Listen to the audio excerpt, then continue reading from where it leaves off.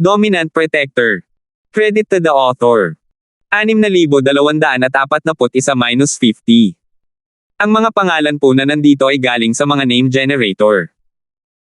Kung meron man pagkakatulad sa mga pangalan ng tao o lugar at pangyayari, ito ay tunay na hindi sinasadya. Elder Linford, hindi tayo narito para pag-usapan kung gagamit ba o hindi ng mga taong tagapagtatanim para paunlarin ito. Nandito tayo para pag-usapan kung paano ito mas mahusay na paunlarin at kung sino ang dapat italagang mamuno sa rehiyon ng dagat na may hola. Kaya naman, Elder Linford, huwag mong basta-basta ipahayag ang iyong opinyon, hintayin mo na lang ang botohan. Inasikaso na ni Green Dragon ang nararamdaman ni Terence, at nagpaliwanag ng kaunti para aliwin ito. Elder Asher Dragon, nagkakamali ka. Si Elder Linford ang elder na personal na itinalaga ng hari para magpino ng mga tableta. Wala ba siyang karapatang magpahayag ng sarili niyang opinyon? Isa pa, likas sa tao ang pagtutol ni Elder Linford. Sa tingin ko ay makatwiran naman. Sa halip na alipinin ang mga taong nagtatanim, mas mabuting umupo ng mga taong nagtatanim na may kabayaran. Naniniwala akong mas magiging masigasig sila sa trabaho. Lumingon ang mga mata ng White Tiger, at nagsalita ito para suportahan si Terence. Salamat sa iyong mabubuting salita, Elder ng White Tiger. Ngumiti si Terence at ikinuyom ang kanyang mga kamao, nagpasalamat sa dalawa. Kahit ano pa ang layunin ng puting tigre, kinailangan tanggapin ni Terence ang pabor dahil siya ang humiling. Tumawa si White Tiger at kumaway kay Terence nang walang sinabi. Gusto niyang maghintay hanggang sa makaipon siya ng sapat na lakas bago makipagbuno kay Vermilion Bird, ngunit bigla niyang napagtanto na si Terence ay isa sa mga taong magagamit niya para makapag-ipon ng lakas. Kaya, sumali si White Tiger nang walang pag-aalinlangan. Dalawang pangungusap lang naman iyon, at kung mapapanalunan niya si Terence, magiging kapaki-pakinabang iyon. Huwag mong kalimutan, naging elder si Terence dahil sa hari ng mga spirit beast. Kung si Terence ay magiging kakampi ng White Tiger, ang boto ng hari ng mga spirit beast ay hindi magiging problema. Dahil sa masigasig ka, Elder White Tiger, bakit hindi mo nalang pangasiwaan ang pagpapaunlad ng rehiyon ng Cage Sea? Kung ikaw ang bahala sa mga bagay-bagay, magiging maayos ang lahat. Tiningnan ng Asher Dragon ang White Tiger ng may ngiti na hindi naman talaga isang ngiti. Kung maaalis niya ang mapaanggulo na lalaking ito, mas magiging madali para sa kanya na gawin ang mga bagay-bagay sa kabisera. Para sa isang napakahalagang gawain, hindi ba't masangkop si Elder Green Dragon? Isa pa, ikaw ang sumusunod sa akin mula simula hanggang katapusan, kaya hindi mo maaaring abalahin ang dalawang tao para sa iisang bagay. Maaari mong ipagpatuloy ang pasanin na ito. Tumawa ang puting tigre at agad na sinipa ang bola pabalik. Tiyak na hindi ito malilinlang. Umaasa siyang makakaalis agad ang Vermilion Bird at ang Asher Dragon sa lungsod ng Yanwo para mas ulit niya ang sitwasyon. Paano siya makakapunta sa lugar ng dagat na tinatawag na Cage Breath? Hindi ako sasama kahit bugbugin mo pa ako hanggang mamatay. Kung may tiwala sa akin ang mga matatanda, bakit hindi ninyo ako hayaang bantayan ang rehiyon ng dagat na may hola? Biglang mungkahi ni Terence. Dahil hindi niya mapigilan ang mga taong nagsasanay ng kidlat na maging alipin, mas mabuting maging isang commander na lang siya at iligtas ang isang grupo ng mga taong nagsasanay. Si Elder Linford ang alchemist elder ng ating Spirit Beast Clan.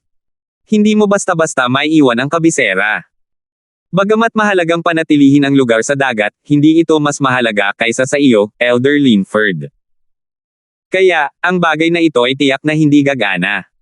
Agad na pagtanggi ni Qinglong. Ang pagpapahintulot kay Terence na pumunta sa lugar ng Dragon Breath Sea ay parang pagpapabalik sa isang tigre sa bundok. Hindi niya gagawin ang isang bagay na ganoon katanga. Paano kung baligtarin ni Terence ang magandang sitwasyon? Hindi ba't kakasabi lang ni Elder Asher Dragon na may proyekto sa paggawa ng elixir sa lugar ng Cage Breath Sea? Kung pupunta ako, tiyak na makakatulong ito sa paggawa ng elixir. Ayaw pa ring sumuko ni Terence.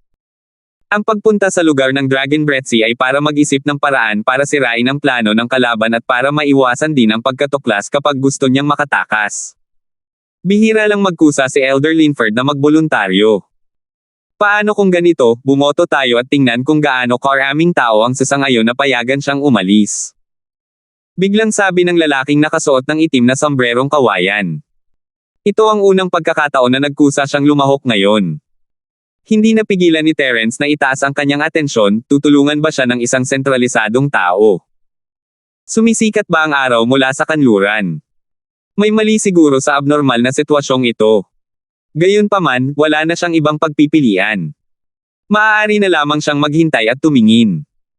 Itinaas ng lalaki ang kanyang kanang kamay pagkatapos niyang magsalita, pumapayag na si Terence ang maging commander. Ayaw ni na Asher Dragon at Vermilion Bird, ayaw nilang linawin ang kanilang paninindigan kahit na ideya iyon ng lalaki. Wala ring pakialam si Eman, nandoon siya kung ang Dragon at Vermilion Bird ang bahala, pero ideya iyon ni Terence, kaya kailangan na niyang sumuko. Tiningnan ni Dimitri ang lalaking nakasuot ng itim na sombrerong kawayan at itinaas ang kanyang kamay pagkatapos ng ilang pag-aalinlangan.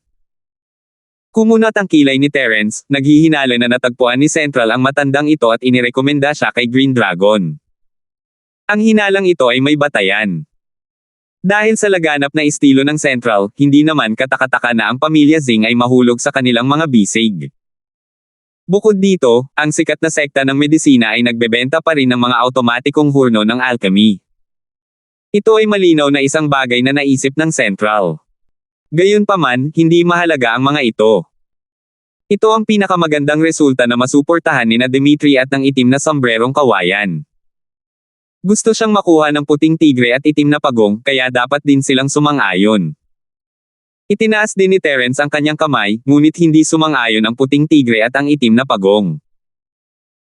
Hindi mahirap intindihin, si Terence ang elder ng alchemy na hinirang ng hari ng mga espiritong hayop, at umaasa ang puting tigre at ang itim na pagong na maakit si Terence upang ang hari ng mga espiritong hayop ay pumanig sa kanila. Paano sila papayag na payagan siyang pumunta sa isang liblib na lugar tulad ng dagat ng Dragon Breath?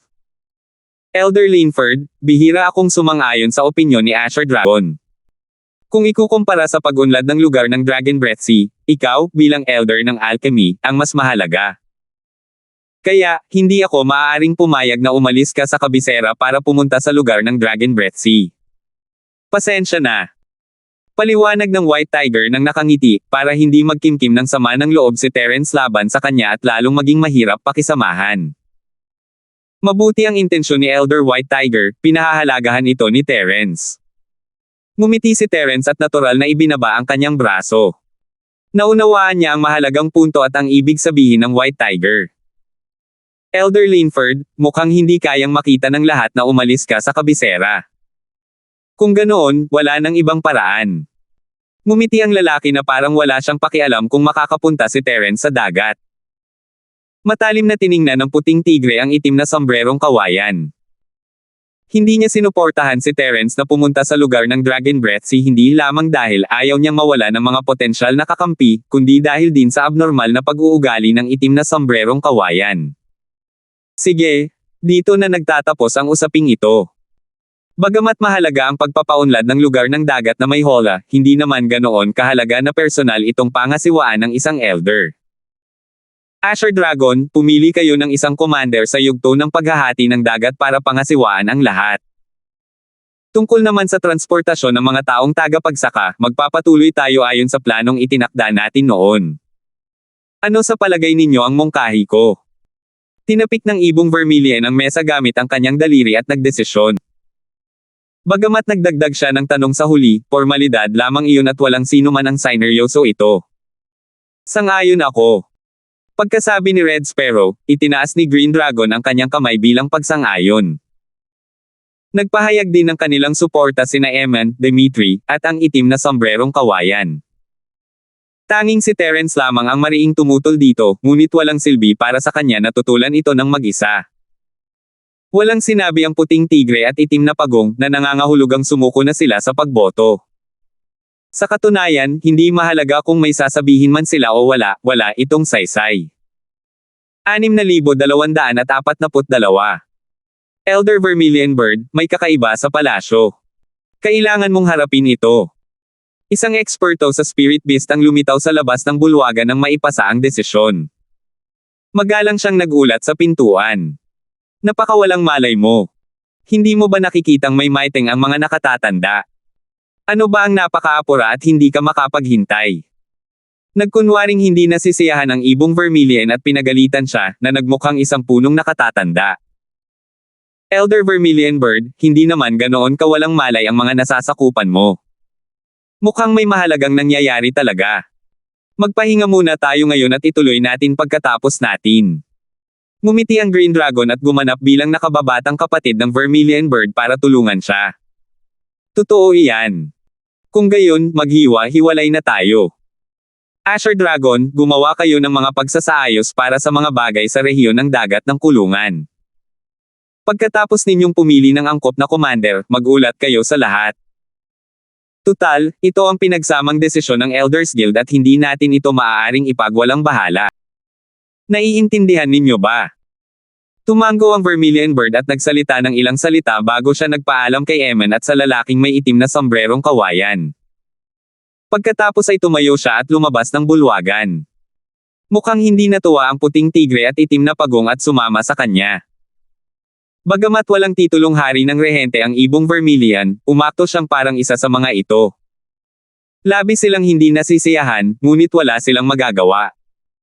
Kung ayaw pumunta ni Terence sa lugar ng Dragon Breath Sea, maaari pa rin siyang patawarin ng White Tiger at Black Tortoise, ngunit nakakahiya pang pumunta sa kanya ngayon. Kailangan nilang maghintay ng isa pang pagkakataon. Isa-isang umalis ang apat na elder ng inner sect, at natural na walang dahilan para manatili ang apat na elder ng outer sect. Si Eman ang unang umalis, kasunod ang elder na may itim na sombrerong kawayan. Iniisip pa rin ni Dimitri ang kanyang apo at pinsan, at pagkatapos ng ilang pag-aatubili, hindi na siya sumama sa kanila. Sinadya niyang hinintay silang umalis bago siya pumunta para kausapin si Terence. Elder Linford, taos puso akong nakikipagkasundo sa iyo. Sa hinaharap, magtutulungan ang ating dalawang pamilya sa Nakajima, at magiging mas maayos ang ating negosyo. Ganoon din sa ibang aspeto. Hanggat kailangan ako ni Elder Linford, mapag-uusapan ang lahat. Ngumiti si Dimitri at hindi binanggit sina Bradley at Terence. Sinubukan lang niyang maging mabuting panig kay Terence. Dito naranasan ni Dimitri. Alam niyang kung tatanungin niya ng direkta si Terence, maaaring hindi agad makasagot si Terence.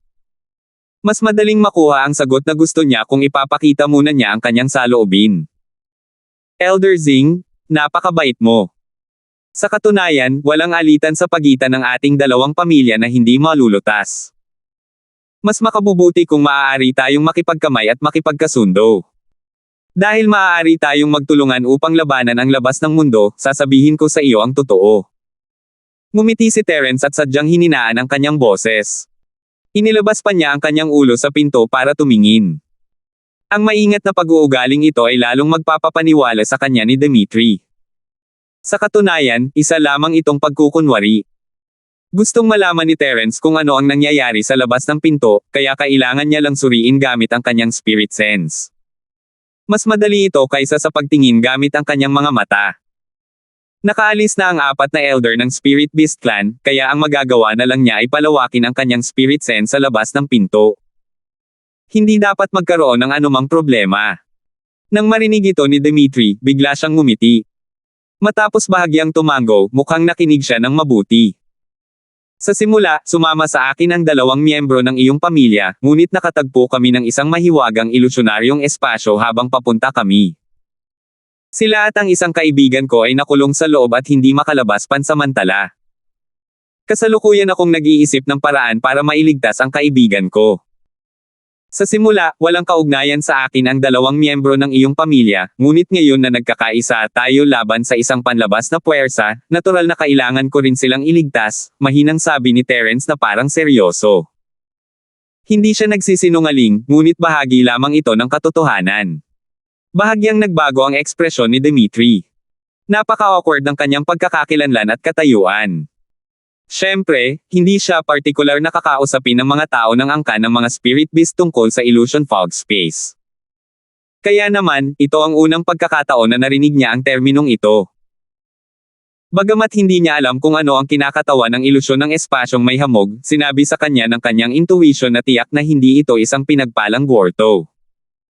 Malamang na hindi komportable sina Bradley at ang isa pang lalaki na makulong dito. Master Linford, mayroon po ba kayong mga ideya? Kung mayroon kayong anumang kailanganin sa tulong ko, pakisabi naman po sa akin. Alang-alang sa ating iisang layunin, tiyak na mamamatay ako ng walang pag-aalinlangan. Ikinuyom ni Dimitri ang kanyang mga kamay bilang paggalang. Si Bradley ang kanyang pinakamahalagang apo. Upang mailigtas silang dalawa, hindi pagmamalabas na sabihing gagawin niya ang lahat. Huwag kang mag-alala, plano ko silang iligtas. May kaunting progreso ako, pero hindi iyon magiging madali. Kailangan ko ng kaunting oras. Kung makikipagtulungan ka sa akin, naniniwala akong makakahanap ako ng solusyon sa lalong madaling panahon. Hindi nagbigay ng tiyak na garantiya si Terence, ngunit dahil doon ay mas lalong nagtiwala si Dimitri kay Terence. Kung sinabi ito ni Terence ng malakas, kahit hindi sabihin ito ni Dimitri ng malakas, iisipin niyang puro kalokohan lang ang sinasabi ni Terence. Mas mabuti pa iyon kaysa rito. Kung sinabi lang sana ni Terence na may plano siya, bakit hindi niya iligtas ang kaibigan niya? Huwag kang mag-alala, Master Linford. Tiyak na makikipagtulungan ako sa iyo. Hindi ko lang alam kung ano ang dapat kong gawin para makipagtulungan sa iyo.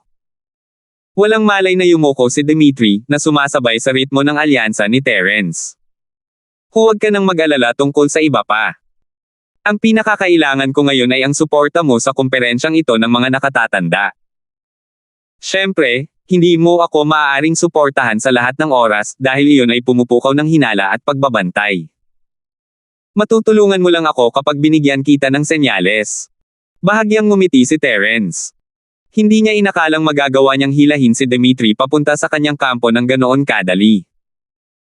Sinubukan ni Vermilion Bird at Asher Dragon ang kanilang makakaya upang i-promote si Dimitri, ngunit hindi nila alam na sa huli, nakagawa sila ng damit pangkasal para sa iba. Nang biglang nagbago ang sitwasyon sa pulong ng mga elder sa kritikal na sandali, hindi niya alam kung ano ang magiging ekspresyon ng dalawang lalaking ito. Lalo na nang maisip ni Terence na maaaring inirekomenda si Dimitri ng Central, mas lalo siyang natuwa.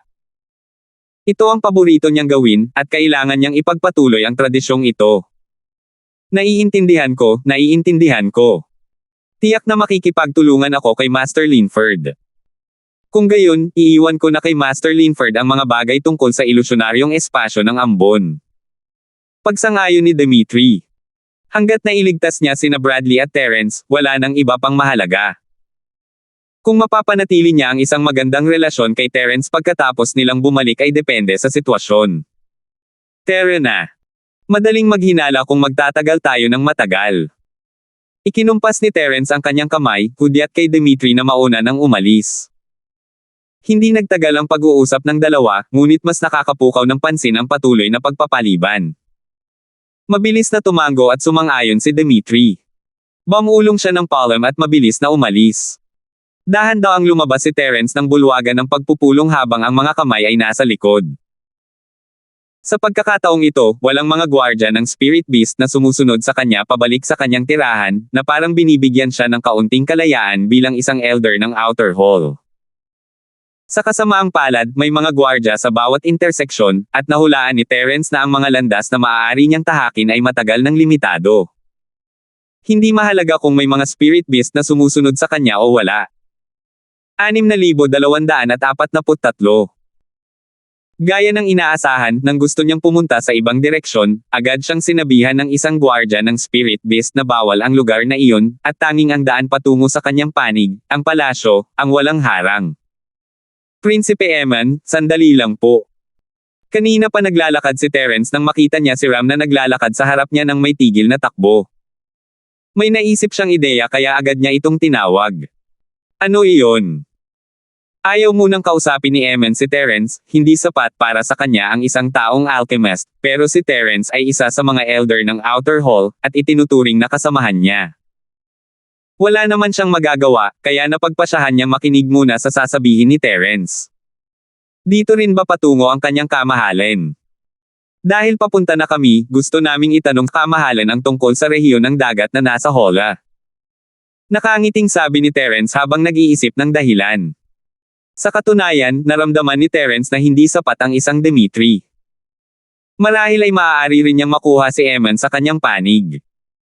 Sa apat na elder sa outer hall, ang lalaking nakasuot ng itim na sombrerong kawayan na kumakatawan sa gitna ay hindi sila maaaring paalisan. Pinili ni Dimitri na makipagtulungan kay Terence pansamantala dahil sa pamilyang Zing. Ang natitira na lamang ay si Eman, ang prinsipe ng Sea Beast Clan. Si Eman ang pinakarespetado sa apat at halos imposibleng makuha ang loob niya. Gayunpaman, naramdaman ni Terence na ang mga halimaw sa dagat ay may espesyal na katayuan, at sila ay nakikilahok lamang sa plano ng Vermilion Bird at Central para sa mga benepisyo. Hindi imposibleng makuha ang loob niya. Ang usapin ng rehiyon ng Dragon Breath Sea. Hindi ako interesado, pwede mong kausapin ang Green Dragon. Hindi nagbago ang mukha ni Ram, at tumalikod na siya para umalis pagkasabi ni Terence. Ang rehiyon ng dagat ng kulungan ay talagang malapit sa teritoryo ng mga halimaw sa dagat. Maraming halimaw sa dagat doon, kaya't walang interes ang angkan ng tao o ang angkan ng mga espiritual na halimaw na galugarin ito. Gayunpaman, hindi interesado si Eman sa lugar na iyon. Kaya naman, nais ng angkan ng mga espiritual na halimaw na kontrolin ang rehiyon ng dagat ng kulungan. Matapos mag-alok ng sapat na benepisyo, agad na sumang-ayon ang mga halimaw sa dagat. Kamahalan, bukod pa sa usapin ng karagatan, may ilan pang mga confidential na bagay na nais kong pag-usapan sa kamahalan. Kung may oras ang kamahalan, tiyak na may matututunan tayo. Ngumiti si Terence, hindi pinanghinaan ang loob sa lamig ng pakikitungo ni Ram. Napakamatigas mo talaga. Sige, bibigyan kita ng pagkakataong sabihin sa akin. Kung maglalakas loob kang magsinungaling sa prinsipeng ito, kahit na pinuprotektahan ka ng hari ng mga espiritong hayop, hindi ka mabubuhay ng maayos. Tumigil si Ram at lumingon kay Terence na may mapaglarong ngiti. Salamat, kamahalan. Ikinuyom ni Terence ang kanyang kamao at sumunod kay Eman. Dahil sa presensya ni Eman, hindi nang ahas ang mga gwardya ng Spirit Beast na pigilan si Terence. Nakatingin lamang sila habang siya at si Eman ay naglalakad papasok sa palasyo ng angkan ng mga Spirit Beast. Si Terence, ang elder ng outer hall, at si Ramlee ay nakatira lamang sa pinakamaliit na side hall, ngunit ang kinatawa ng grupo ng mga halimaw sa dagat ay mayroong isang buong grupo ng mga palasyo. Ang mga pavilion at tore ay hindi kasing ganda at kasing ganda ng mga tao, ngunit ang mga ito ay mahusay ang pagkakagawa. Mayroon pang ang lawa, at gumamit sila ng mga porma sayon upang kumuha ng tubig dagat ng direkta mula sa dagat, na pinupuno ang grupong ito ng aura ng karagatan. Ang tirahan ng angkan ng mga halimaw sa dagat ay tunay ngang karapat-dapat sabihin kasing komportable ng kanilang tahanan. Mula rito, makikita kung gaano kalaki ang pagkakaiba ng katayuan sa pagitan nina Terence at Eman sa paningin ng mga espiritong halimaw. Hindi naman talaga masama ang lugar na ito. Siguradong komportable rito ang kamahalan, di ba? Sinundan ni Terence si Ram papunta sa tabi ng lawa, habang naaamoy niya ang mahinang amoy ng dagat. Hindi niya maiwasang purihin ito. Ang mas lalong nagpasaya kay Terence ay ang porma sayon na kayang magdirekta ng tubig dagat mula sa dagat ay isang uri ng porma sayon ng teleportasyon. Iniisip niya kung paano bumuo ng magandang relasyon kay Eman, at ang paggamit ng porma sayon ng teleportasyong ito para mailabas si Gushia sa Jade Space ay hindi masamang ideya. Tunay ngang maalalahanin ang angkan ng mga espiritong hayop. Sino kaya ang nakapagtayo ng kapaligirang nagustuhan ng ating angkan ng mga hayop sa dagat? Mamaya ko na lang sila pasalamatan, natatawang sabi ni Eman at casual na pinuri. Kamahalan, mukhang sariwa ang tubig dagat. Maaari kayang konektado ang ilalim ng lawa sa karagatan. Nagkunwari si Terence na wala siyang alam tungkol sa mga porma sayon at sinubukang subukan ang kaalaman ni Eman. Pisikal lamang ang mga porma sayon na naghahatid ng tubig dagat, hindi nila direktang kayang magdala ng mga nabubuhay na bagay. Kung alam ito ni Eman, hindi hahayaang makalabas si Terence ng ganoon kadali. Dinala nga pala nitong si Terence sa kagubatan ng mga espiritong halimaw sa pamamagitan ng whirlpool sa dagat dati, pero malaki ang gamit ng mga sekretong tunnel na iyon, hindi lang ito maaaring gamitin para sa kasiyahan sa isang lawa. Paano nagkaroon ng ganito kahabang daanan? Kahit na mayroon man, ang tubig dagat ay magiging malinis na tubig tabang dahil sa lupa sa ilalim ng lupa pagdating nito rito. Sa pagkakaalam ko, ang angkan ng mga espiritong hayop ay nagtayo ng isang pormasayon upang ilipat ang tubig dagat dito. Sa bagay na ito, sila nga ay mas makapangyarihan kaysa sa ating angkan ng mga hayop dagat. Muling papuri ni Eman ngunit hindi na siya nagpatuloy sa pagiging malamig sa kanya. Nakahinga ng maluwag si Terence, alam niyang hindi ganoon kagaling si Eman sa mga pormasayon, at malamang ay hindi niya man lang makita ang pormasayon na nagdadala ng tubig. Masyadong mapagkumbaba ang kamahalan. Napakaraming makapangyarihang masters ng halimaw sa dagat sa karagatan, at tiyak na mayroong isang taong may natatanging talento sa larangan ng array daw. Hindi pa lang nila ito na ibubunyag. Bahagya ng umiti si Terence, nag-iisip ng mas mahusay na paraan para mapalaya si Gusha. Iyon lang muna sa ngayon. Anong sikreto ang gusto mong sabihin sa akin? Hindi na nag-aksaya ng oras si Ram at diretso na sa punto. Prinsipe, huminahon ka po sana. Ang bagay na ito ay may kinalaman sa mga kaalyado ng inyong lahi ng halimaw sa dagat. Sana ay hindi masyadong mabigla ang kamahalan pagkatapos marinig ito. Sabi ni Terence habang naglalakad patungo sa lawa, naghahanda para ilabas si Gusha. Hindi niya kayang ilantad ang espasyo sa Jade sa harap ni Ram, kaya kinailangan ni Terence na mag-isip ng paraan para itago ito. Anong kinalaman ko sa problema ng Central? Hindi ba dapat ikaw ang kausapin ni Central? Malamig na ngumiti si Ram, hindi isinapuso ang mga sinabi ni Terence. Siyempre, medyo mausisa pa rin siya, kaya ayaw niyang itaboy agad si Terence. Ang bagay na ito ay may malapit na kaugnayan sa prinsipe at sa angkan ng mga halimaw sa dagat. Maaaring hindi kayo maniwala sa sinasabi ko, kaya inimbito ko ang isa sa mga miyembro ng inyong angkan na pumunta. Marahil ay mas makakakumbinsi ito. Dahil doon, inihagis ni Terence ang Level 8 Invisibility Formation Disc, agad itong na-activate at tuluyang itinago ang sarili. Maaaring malakas si Eman, ngunit imposibleng makita niya agad kung ano ang nangyayari sa formation disk. Binitawan agad ni Terence si Gusha pagkatapos ma-activate ang formation at sinabihan ito kung ano ang sasabihin. Nanlamig ang mga mata ni Eman nang makita niyang nawawala si Terence, ngunit hindi siya agad kumilos dahil sa tiwala sa sarili. May mga Panginoon ng lahi ng halimaw sa dagat na nakakalat sa palasyo, at ipapahiya lamang ni Terence ang kanyang sarili kung may gagawin siyang kakaiba. 6,244. Dahil sa kumpiyansang ito kaya binigyan ni Eman si Terence ng pinakamahalagang oras. Nakita niya ang karagatang nabuo sa lawa na biglang umaalon na may malalaking alon, at kung hindi dahil sa paghihigpit, maaaring nalunod na nito ang palasyo. Terence, lumabas ka ngayon din, kung hindi ay ipapaalam ko sa iyo ang kapalit ng pagkakasala mo sa akin. Hindi ganoon kahaba ang pasensya ni Ram, at hindi siya natuwa na makita ito. Pakiramdam niya ay sinusubukan lang ni Terence na maging misteryoso, na parang wala itong pakialam sa kanya. Kasabay nito, patuloy pa rin ang pag-alon ng mga alon sa lawa at akmang aatake na sana si Eman nang umatras ang invisibility formation, na nagpakita kina Terence at Gusha. Nagulat si Eman. Hindi niya inaasahan na may ibang lilito maliban kay Terence.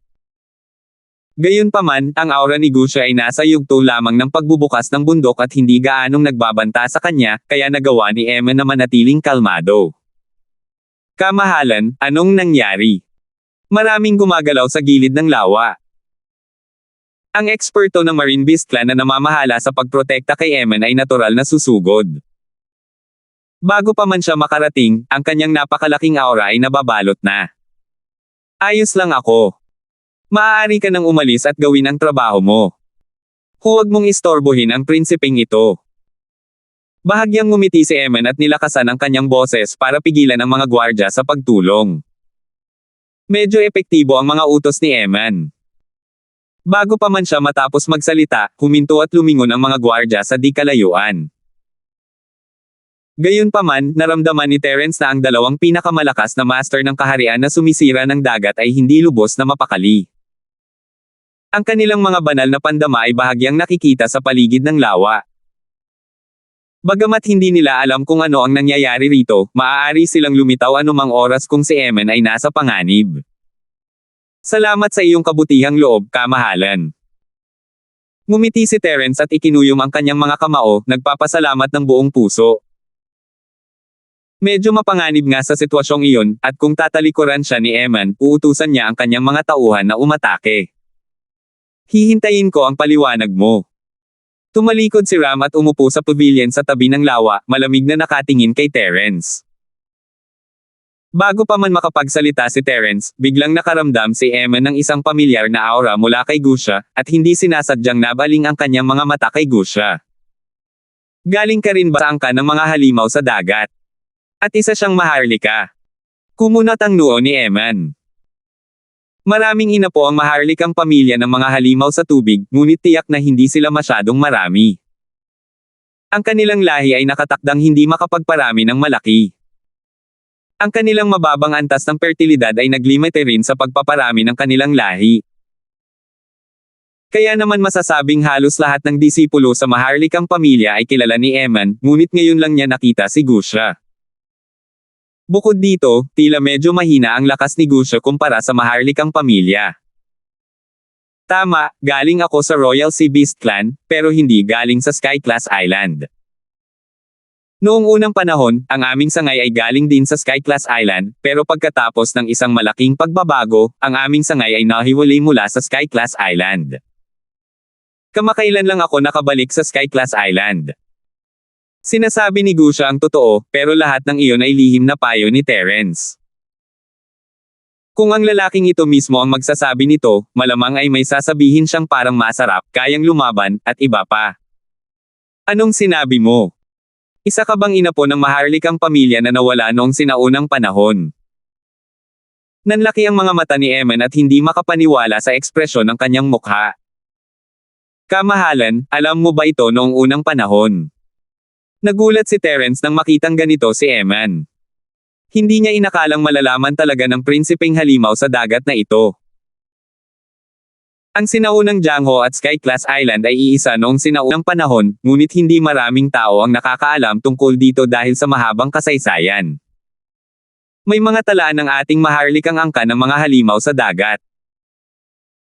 Sinasabing ang maharlikang angka noong panahong iyon ay kapatid sa dugo ng ating ninuno at mayroong napakalapit na ugnayan. Sa makatuwid, ang mga talaang napreserba ay medyo kumpleto. Talaga bang ina po ka ng maharlikang angka ng mga halimaw sa dagat? Tumayo na si Eman at naglakad papunta sa tabi ni Gusha upang maingat itong sukatin. Hindi ko alam kung ang grupo natin ang tinutukoy mo, pero totoo na kararating ko lang sa Sky Class Island. Nagkibit balikat si Gusha. Hindi pa rin siya sanay sa sigla ni Eman. Ang galing naman. Hindi niya inaasahan na makikilala niya ang matagal nang nawawalang clansman sa paglalakbay na ito sa teritoryo ng Spirit Beast Clan. Siya nga pala, ano ang pangalan mo? Paano ka napunta rito ngayon lang? Pumalakpak si Eman nang may malaking ngiti sa kanyang mukha. Malinaw na mas interesado siya kay Gusha kaysa sa sikretong ibubunyag ni Terence. Ang pangalan ko ay Gusha. Pumunta ako rito sa pamamagitan ng pormasayo na nagdala ng tubig dagat kanina. Napakamot si Gusha sa likod ng kanyang ulo. Naisip niya, tinawag ba ako ng aking amo para lang kilalanin bilang isang kamag-anak? Sa katunayan, ang angka ng mga halimaw sa dagat ay may impormasyon tungkol kay Gusha.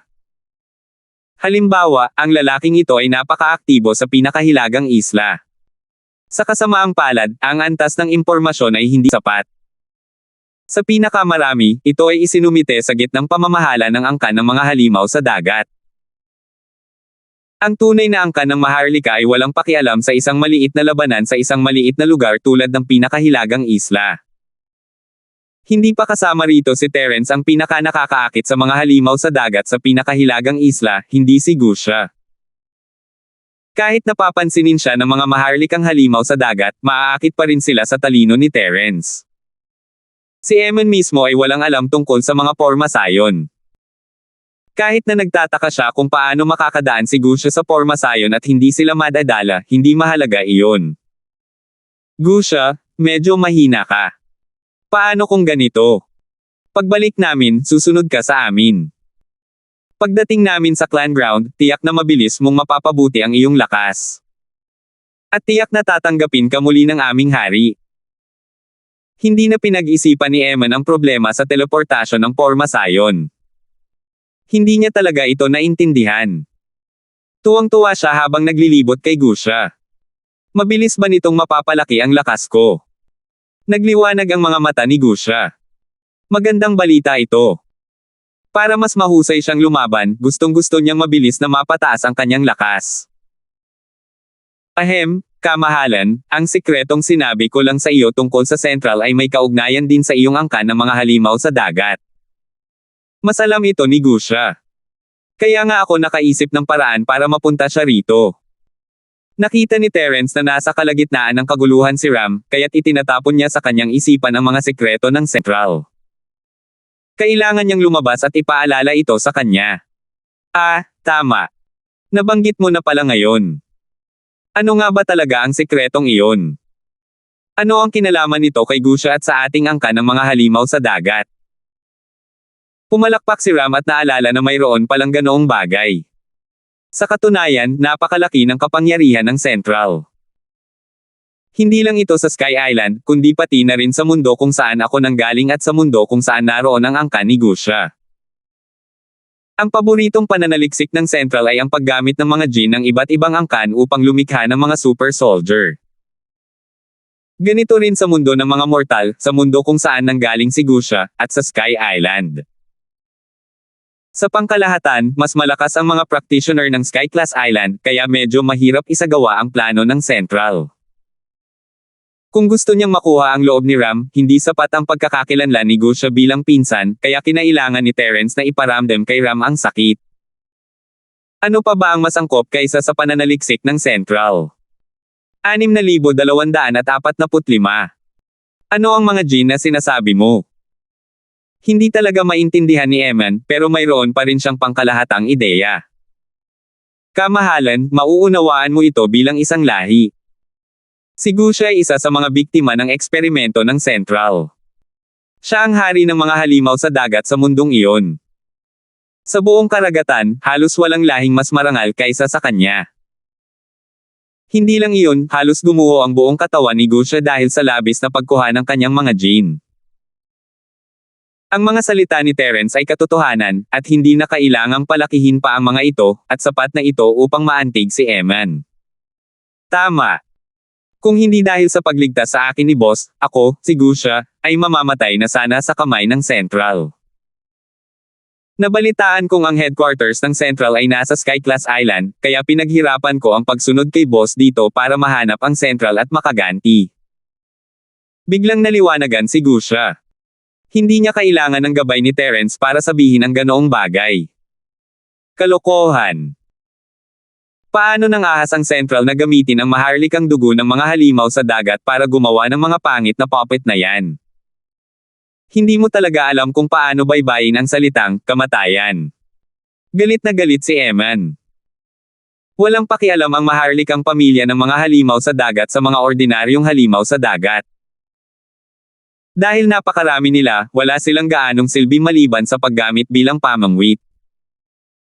Gayunpaman, para sa parehong maharlikang dugo, hanggat walang conflict of interest, bibigyan nila ng malaking pansin ang mga ito. Matapos marinig ang tungkol sa engkwentro ni Gusha, may dahilan si Eman para magalit, ngunit hindi niya agad hinanap ang itim at pulang sombrerong kawayan para tanungin sila. Tungkol naman sa pagtawag ni Gusha kay Terence bilang boss, medyo nalungkot din si Eman. Paano kikilalanin ng isang maharlikang inapo ng Royal Sea Beast ang isang tao bilang boss? Kung hindi lang dahil sa pagligtas ni Terence kay Gusha, malamang ay nauna na siyang sumugod kay Terence. Kamahalan, ang sikreto na aking pag-uusapan ay may kaugnayan sa kanilang planong genetic modification. Sa pagkakataong ito, nakipag-alyansa ang Central sa Spirit Beast Clan at nahikayat din ang inyong Sea Beast Clan. Sa unang tingin, tila gusto nilang humingi ng pabor sa Sea Beast Clan. Gayunpaman, natatakot ako na ang kanilang tunay na layunin ay ang patuloy na pagkolekta ng mga Jin ng Sea Beast Clan upang lumikha ng mga bagong super soldiers. Hindi ito ang aking maling hula, kundi ang katotohanan. Ngumiti si Terence, lubos na nasiyahan sa reaksyon ni Eman. Patuloy niyang dinagdagan ang apoy. Sinasabi mo bang gustong palihim na atakehin ng Central ang ating angkan ng mga halimaw sa dagat? May lakas ba sila ng loob na gawin iyon? Naningkit ang mga mata ni Eman. Galit na galit siya sa engkwentro nila ni Gusha, ngunit hindi pa niya ito personal na naranasan.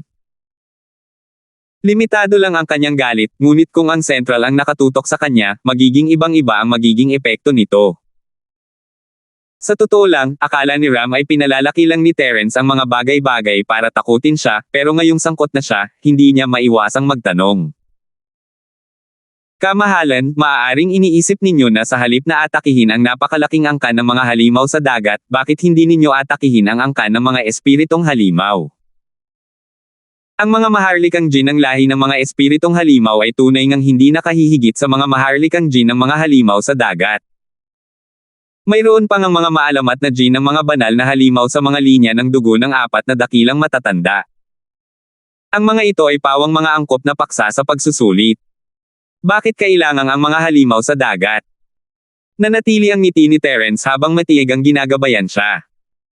Kaya sinasabi mo na nakipagsabuatan ang Central sa angkan ng mga spirit beast at ginagamit ang bloodline ng ating angkan ng mga sea beast para sa isang eksperimento. Isang mapanganib na liwanag ang sumilay sa mga mata ni Eman. Sa ilalim ng gabay ni Terence, talagang naghihinala siya, sa alyansa ng 3 partido, ang tanging papel ng angkan ng mga sea beast ay ang maghatid ng mga sundalo at pigilan ang mga pag-atake. Tila hindi kinakailangan para sa angkan ng mga spirit beast na magbayad ng ganoon kataas na presyo. Para masiguro ang transportasyon ng mga sundalo, kailangan lang nila ng maraming barko, at pagkatapos ay gamitin ang 10 bahagi ng orihinal na presyo para masiguro ang maayos na ruta. Kapag naipanganak na ang hinala ng isang tao, ito ay tahimik at walang malay na tatubo na parang ligaw na damo, at lubos na manggana. Ganito na ngayon si Eman. Pakiramdam niya ay hindi na kailangang makipag-alyansa ang mga spirit beast sa mga sea beast, ngunit hindi niya naisip na gumamit ng mga barko para salakayin ang iba pang malalaking isla. Kung hindi magiging maayos ang pag-atake, paano sila maihahambing sa mga reinforcement ng mga sea beast? Bukod dito, kung hindi nila itatali ang Sea Beast Clan sa kanilang barkong pandigma, ang Spirit Beast Clan ay tuluyang malilipol sa malawak na karagatan kung sasaksakin nila ang mga ito sa likod. Tunay ngang matalino ang kamahalan. Kahit walang ebidensya, nangangahas akong hulaan na gustong gamitin ng Central ang mga jin ng mga Royal Sea Beast para lumikha ng mga puppet na angkop para sa labanan sa karagatan. Malamang na hindi tatanggihan ng mga defense array ng mga pangunahing isla ang mga puppet na ito. Sa ganitong paraan, maaaring hindi na kailangang magbayad ng malaki ang angkan ng mga spirit beast at maayos na nilang maaatake ang iba pang mga pangunahing isla. Nagsimula nang humanga si Terence sa kanyang sarili, ano ba ito? Maging siya ay nagsisimula ng maniwala. Pero, sa pangalawang pag-iisip, baka naman ginawa talaga iyon ng mga namamahala sa sentral na pamamahala. Baka aksidente niyang nasabi ang totoo. Kasuklam-suklam. Hindi ko talaga sila hahayaang magtagumpay. Kung talagang maglalakas loob silang hawakan ako, ipapaalam ko sa Spirit Beast Clan at sa Central kung ano ang isang sakuna. Malamig na tumawa si Eman, ang kanyang mukha ay nagpapakita ng halatang balak na pumatay. Hindi gaanong maraming eksperto sa yugto ng Sea Rift sa diplomatikong misyong Sea Beast sa pagkakataong ito, at karamihan sa mga commander sa kabisera ay mas malakas kaysa sa kanila, lalo na ang 4 na dakilang elder. Gayunpaman, mas maraming makapangyarihang Sea Beast sa walang katapusang dagat kaysa sa mga Spirit Beast sa katimugang isla. Tutal, ang lawak at bilang ng mga Sea Beast ay nasa ganap na magkaibang antas. Kaya naman, kung talagang lalaban sila, maaaring hindi manalo ang Spirit Beast Clan. Kamahalan, sa tingin ko ay mapanganib para sa iyo na manatili sa katimugang isla. Kung maaari, umalis ka na sa lalong madaling panahon.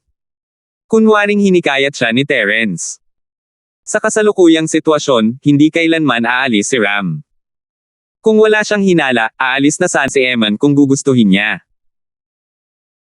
Gayunpaman, kailangan niyang isaalang-alang kung ang biglaang pag-alis niya ay magiging dahilan upang sumugal ang Spiritual Beast Clan at ang Central at mapilitang manatili sila. Hindi tama iyan, hindi tama iyan. Masyadong halata para umalis ngayon, at hindi pa sapat na ligtas. Sa palasyo, ang angkan ng mga espiritong halimaw ay magkakaroon ng ilang pag-aalinlangan kung gusto nila tayong atakihin. Tutal, ito ang kanilang lungga. Kung may mangyari rito, hindi sila makakatakas sa parusa at hindi sila makakasagot sa ating angkan. Ang pinakamagandang oras para umatake ay kapag aalis na tayo.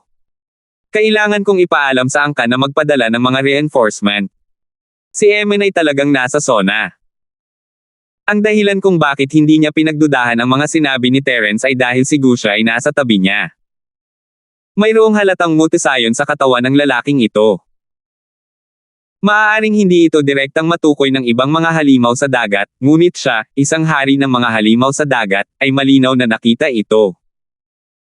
Dahil nasa harap na niya ang mga ebidensya, walang dahilan si Ram para pagdudahan ang mga sinabi ni Terence. Para rin naman ito sa sarili niyang kaligtasan, kaya mas mabuting paniwalaan na lang kaysa hindi. Tama lang na laging maging handa. 6,246. Siya nga pala, Gusha, paano ka nag-teleport dito? Pwede ba nating baligtarin ang teleportasyon at makalabas? Biglang naisip ni Eman ang paglitaw ni Gusha ngayon lang. Kung pwede lang siyang direktang i-teleport pabalik sa dagat, wala sanang problema. Gumamit ako ng teleportation talisman para makarating dito. Binigyan ako ni boss ng coordinate at pagkatapos ay ginamit ang orihinal na teleportation formation para makarating dito. Sa kasamaang palad, minsanan lang gamitin ang talisman na iyon, kaya imposibleng umalis ngayon. Napailing si Gusha sa pagkadismaya, at hindi napigilan ni Terence ang matawa sa sarili. Hindi naman masama ang talento sa pag-arte ng lalaking ito, ilang payo lang at maganda na ang epekto. Ganito pala, sayang naman. Sandali lang, hihingi ako ng tulong sa isang tao. Hindi na nag-alala si Eman tungkol sa pormasayon ng teleportasyon. Lumingon siya at nagpadala ng senyales. Isang eksperto mula sa angkan ng mga halimaw sa dagat ang lumitaw sa tabi niya na parang multo. Bamulong si Eman ng ilang salita sa eksperto sa halimaw sa dagat. Yumuko ang lalaki at naglaho ng walang bakas. Sige, magpapadala ang mga tauhan ko ng kahilingan para sa tulong pabalik sa angkan. Hihintayin na lang namin ang pagdating ng mga karagdagang sundalo. Sa tansya ko, darating sila sa loob ng 10 araw, o 4 o 5 araw, pinakamaaga. Matapos umalis sina Eman at ang iba pa, ang kanilang mga mukha ay nagpakita ng relaxed na ekspresyon. Malinaw na kumpiyansa sila sa kanilang mga karagdagang sundalo. Kamahalan, mayroon akong isang mapangahas na kahilingan.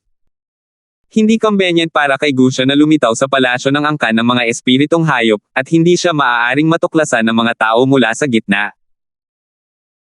Kaya, nais kong hilingin sa kamahalan na pansamantalang kunin si Gusha at payagan siyang manatili rito ng ilang sandali. Sa palagay ko ay hindi madaling makakapasok sa inyong lugar ang angkan ng mga espiritong hayop. Hindi binanggit ni Terence ang tungkol sa suporta ni Ram, sinabihan niya si Gusha na manatili sa tabi ni Ram. Sinabi na ni Terence kay Gusha ang iba pang mga bagay sa pamamagitan ng telepathy, hinihiling dito na maghanap ng angkop na pagkakataon para ipaalala kay Eman. Sa katunayan, si Eman ay isang napakatalinong tao, at naiintindihan niya ang iniisip ni Terence kahit hindi niya ito sinasabi. Huwag kang mag-alala, Elder Linford. Malapit ko nang makausap ng maayos si Gusha. Kahit hindi mo itanong, hihilingin ko sana sa kanya na manatili rito kasama ko. Tumawa si Eman at kinuha ang isang set ng Marine Race attire para kay Gusha, isuot mo ito. Maaari nitong baguhin ng bahagya ang iyong hitsura at aura. Tiyak na hindi ka makikilala ng mga taong hindi masyadong pamilyar sa iyo. Tuwang-tuwa si Terence. Gusto niyang ipahiram si Wang Siyang kay Gusha para hindi malaman ng mga espiritong halimaw ang kanyang kinaroroonan. Ngayon, nalutas na ang lahat. Mas magiging kapaki-pakinabang sa kanya si Hong Wang Siyang. Salamat, kuya. Hindi ako magiging magalang. Natatawang sabi ni Gusha habang kinukuha ang mga damit at agad na isinuot. Hindi niya inaasahan na kasya pala sa kanya ang mga ito. Bukod sa pagkain at pakikipaglaban, ang lalaking ito ay may malaking hilig sa pagsusuot ng magagandang damit. Ang mga damit na ibinigay sa kanya ni Eman ay pag-aari ng mga piling tao sa gitnang uri at mukhang maganda. Kaya naman, tuwang-tuwa si Gusha at hindi makapaghintay na masubukan ito agad. Salamat sa pag-aalaga kay Gusha, kamahalan. Aalis na ako. Napansin ni Terence na maraming gustong sabihin si Eman kay Gusha, kaya nagpa siyang magbitiw at iwan na lang ang iba kay Gusha. Elder Linford, napakabait mo. Hindi na kita titigilan dito ngayon. Magtutulungan tayo sa hinaharap. Kung may problema ka, lumapit ka lang sa akin. Nagpakita ng prangka na mukha si Eman, ngunit alam ni Terence na para sa kapakanan ni Gusha ang lahat ng iyon. Hindi iyon ang intensyon ni Eman. Nagpalitan pa ng ilang magagandang salita si Terence bago sinabihan si Gusha na mag-ingat. Pagkatapos ay nilisan niya ang lugar na nakahawak sa kanyang mga kamay sa kanyang likuran. Marami siyang nakuha ngayon, at masaya siyang nakakonekta sa lahi ng mga halimaw sa dagat. Sino ang mag-aakala, baka mawasak ang Treehouse Alliance? Matapos lisanin ni Terence ang base ng Sea Beast Clan, napilitan siyang bumalik sa estado ng mga gwardya ng Spirit Beast. Bukod sa daan pabalik, wala nang ibang daan. Pareho silang mga elder sa Outer Hall, pero hindi ba't masyadong malaki ang pagkakaiba ng Trato? Natatawang sabi ni Terence sa sarili, pero wala siyang pakialam. Sa madaling salita, si Eman ay isang panauhing pandangal sa panlabas na anyo, samantalang siya ay isang bilanggo lamang. Magiging kakaiba kung ganoon din ang Trato sa kanila ng Spirit Beast Clan. Naglakad-lakad si Terence sa palasyo, paminsan-minsan ay humihinto upang pagmasdan ang tanawin. Hindi siya pinaghihigpitan ng mga gwardya ng Spirit Beast hanggat hindi siya pumupunta sa ibang direksyon. Sa bawal na lugar ng palasyo, tila ang nauna lang ang may kadena ng Void Essence. Nasaan ang iba pang mga kadena ng Void Essence? Halos hinalughog na ng maliliit na Spirit Beast ni Terence ang buong palasyo, at sa gabay ng Malditang iyon, alam nila kung nasaan ang mga bawal na lugar, ngunit wala silang nakitang bago. Senior Ghost, bilang Chief Elder noon, paano mo hindi malalaman kung nasaan ang isang napakahalagang bagay tulad ng Void Essence Chain? Sa totoo lang, naghihinala ako kung may nakilala akong peking elder ng Asher Dragon. Pang-aasar ni Terence sa sarili, at kahit ang Malditang iyon ay hindi mapigil ang matawa. Ikaw na bata, napakaabala ko noon, saan ako magkakaroon ng oras para pakialaman ang ganito kaliit na bagay. Ang malaking palakang iyon ay umiiral na simula pa noong unang panahon. Para itong alamat para sa kasalukuyang angkan ng mga Spirit Beast. Hindi pa kasama ako, sa palagay ko sa buong angkan ng mga Spirit Beast, wala kang makikitang 2 o 3 tao na nakakaalam tungkol sa kadena ng mga walang laman na asensya. Tumawa ng 2 beses ang nakakatakot na nilalang, ayaw aminin na ignorante ito. Hindi talaga ako naniniwala sa sinabi mo. Kung magkakaroon ako ng pagkakataon mamaya, pupuntahan ko at tatanungin ang mga matatandang The White Tiger at Black Turtle. Sa itsura ko, mukhang gusto nila akong akitin, kaya sigurado akong maraming pagkakataon, sabi ni Terence, ngunit alam niyang hindi angkop na tanungin ang 2 matatanda. Napakahalaga ng iral ng Polaka. Hindi mahalaga kung alam ito ng puting tigre at itim na pagong o hindi. Kung masisira ang kadena ng asensya ng kawalang saysay, hahanapin muna nila si Terence, na nakarinig nito. Maaaring nagkakasiyahan sila kasama ang Vermilion Bird at ang Asher Dragon, ngunit kung may banta sa angkan ng mga espiritong hayop, tiyak na magtutulungan sila upang sirain ito. Ayaw ni Terence na lubusang ilantad ang kanyang sarili sa angkan ng mga espiritong hayop. Kahit na makatakas siya mula sa Timog Rehiyon sa hinaharap, hindi magandang bagay na kamuhian siya ng buong angkan ng mga espiritong hayop. Kung gusto mo, magtanong ka na. Kailangan ko pang magpagaling. Huwag mo akong istorbohin kung walang importanteng nangyayari. Natahimik muli ang malamulto pagkatapos sabihin iyon. Tila hindi pa siya lubusang nakakabawi mula sa pagod. Nagpasalamat si Terence at hindi na siya ginulo pa. Sa pamamagitan ng banal na pandama ng malaking Polaka, hindi direktang nauutusan ni Terence ang maliliit na espiritong halimaw. Hanggat natukoy ng banal na pandaman ng malaking Polaka na maayos ang utos ni Terence, isasagawa ito ng maliliit na espiritong halimaw. Dahil wala siyang nakitang anuman sa palasyo, mas mabuting hayaan na lang niya ang maliliit na ito na umalis sa palasyo at halughugin ang buong kabisera. 6,247. Dahil sa kanilang mga pamamaraan ng pagtatago, nagawa nilang gumalaw sa palasyo nang hindi lumilikha ng kahit anong ingay, at hindi sila madaling matutuklasan kung sila ay makakalat sa kabisera. Medyo panatag si Terence dito. Sa kasamaang palad, tila hindi malamang na mayroong ipinagbabawal na lugar sa kabisera na hindi maaaring daanan ng mga espiritong halimaw. Naisip ni Terence na kailangan nilang maghanap sa labas ng kabisera sa huli para magkaroon ng kapanatagan ng loob. Hindi ito isang bagay na malulutas sa maikling panahon, at nagpasya si Terence na isuko ang ideya ng pagpapakawala ng Polaka para guluhin ang mga bagay-bagay.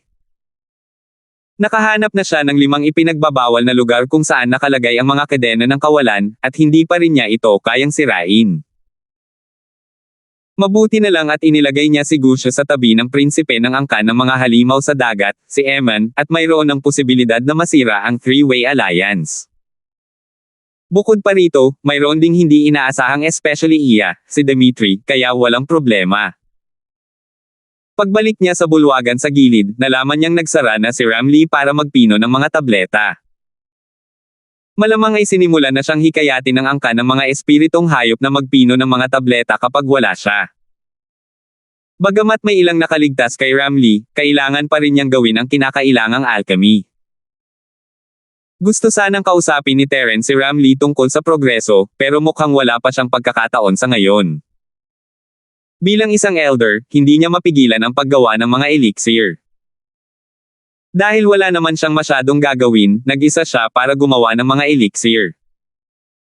Kinabukasan, nahulaan ni Terence na darating muli ang mga spirit beast para sa isang meeting. Nag-impake siya at lumabas ng silid. Naroon ang bantay ng spirit beast mula kahapon. Hindi ginulo ni Terence si Ramlee dahil nagpipino pa rin ito sa kanyang silid. Sinundan niya ang gwardya ng spirit beast papunta sa bulwagan ng pagpupulong. Hindi siya ang unang dumating ngayon. Naunang dumating si Dimitri at nakita si Terence. Malamig na tumango ang gwardya ng spirit beast sa gilid kay Terence. Pagdating ni Terence, sunod-sunod na dumating ang iba pang mga elder. Pagkatapos ng unang pagkikita kahapon, hindi na sila nag-abala pang mag-usap at dumiretso na lang sa punto. May emergency sa palasyo kahapon, kaya naantala ang pulong. Itutuloy natin ngayon. Tiningnan ng ibong Vermilion ang mga tao sa silid ng may walang pakialam na ekspresyon. Elder Vermilion Bird, ano ang problema na kailangan mong personal na harapin? Kung kailangan mo ng tulong, ipaalam mo lang sa akin. Maaaring limitado ang aking kakayahan, ngunit ang aking mga intensyon ay lubos na taos-puso. Ngumiti si Ram, mukhang napakabait. Tanging si Terence lamang ang nakakaalam na galit ang lalaki. Salamat po, kamahalan. Tapos na po ang lahat. Kung may pangangailangan, hihingi po ako ng tulong sa kamahalan. Ngumiti ang ibong Vermilion. Masama na ang tingin niya kay Eman. Gayunpaman, sa mga mata ni Eman, dahil sa kanyang naunang paniniwala, naramdaman niyang may mas malalim na kahulugan ang ngiti ng ibong Vermilion. Kahit hindi niya sabihing pabaya lang iyon, naramdaman niyang talagang mapagkunwari iyon. Kung ikaw ang magtatanong, Elder Vermilion Bird, hindi ako tatanggi. Tumawa ng malakas si Eman, ngunit isang hindi mahahalatang malamig na kislap ang sumilay sa kanyang mga mata. Natawa si Terence sa sarili niya, alam niyang ang ibig sabihin ni Eman ay mas bukas at tapat si Vermilion Bird, at mas marami silang pagkataong magtulungan sa hinaharap. Kung sasaksakin niya ito sa likod, wala nang masasabi. Hindi niya alam ang sinabi ni Gusha kahapon, pero mukhang gumana naman. Maaaring hindi napansin ng Vermilion Bird ang pagkadismaya ni Eman, pero nakita ito ni Terence na parang apoy. Tunay ngang prangka ang kamahalan. Walang pakialam na papuri sa kanya ng ibong Vermilion at ibinalik ang paksa sa pulong. Ang unang paksa ngayon ay tungkol sa lahi ng mga halimaw sa dagat. Sana'y alagaan ako ng kamahalan. Elder Vermilion Bird, ang tinutukoy mo ay ang pinagsamang ehersisyo. Para maging maayos ang ating plano, kakailanganin nating maglaan ng maraming tauhan at mapagkukunan, lalo na ang mga halimaw sa dagat. Dapat itong ituring na isang tunay na labanan, at ang bilang ng mga sundalong ay lalaan ay hindi maaaring mas mababa sa 80% ng plano. Naghintay ang Azure Dragon na matapos ang Vermilion Bird at agad na nagdagdag ng karagdagang paliwanag. Sina Terence at Dimitri lang ang 2 taong naroon na hindi alam ang plano. Ang 6 na iba pa ay halatang may alam, kaya walang nagtanong ng mga detalye.